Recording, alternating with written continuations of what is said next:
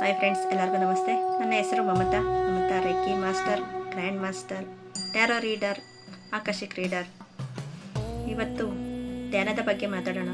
ಧ್ಯಾನ ಅಂದರೆ ನಮ್ಮ ಮನಸ್ಸಿಗೆ ಶಾಂತಿ, ನೆಮ್ಮದಿ ನೀಡುವ ಸರಳ ಅಭ್ಯಾಸ.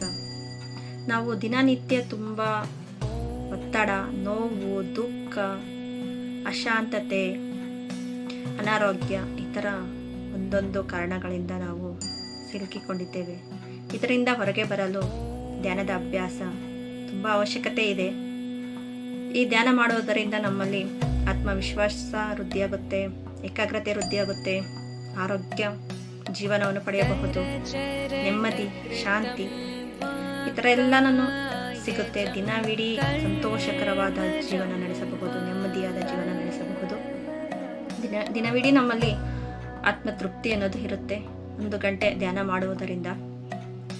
ಬನ್ನಿ ಎಲ್ಲರೂ ಸೇರಿ ಒಟ್ಟಿಗೆ ಧ್ಯಾನ ಮಾಡೋಣ, ಒಟ್ಟಿಗೆ ಬೆಳೆಯೋಣ.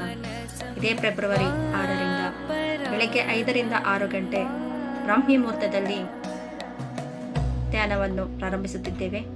ಕಮ್ಯುನಿಟಿಗೆ ನಿಮ್ಮ ಫ್ರೆಂಡ್ಸು ಫ್ಯಾಮಿಲಿ ಎಲ್ಲರನ್ನೂ ಜಾಯಿನ್ ಮಾಡಿಸಿ, ಅವರಿಗೂ ಧ್ಯಾನದ ಅನುಭವವನ್ನು ತಿಳಿಸಿ. Thank you so much.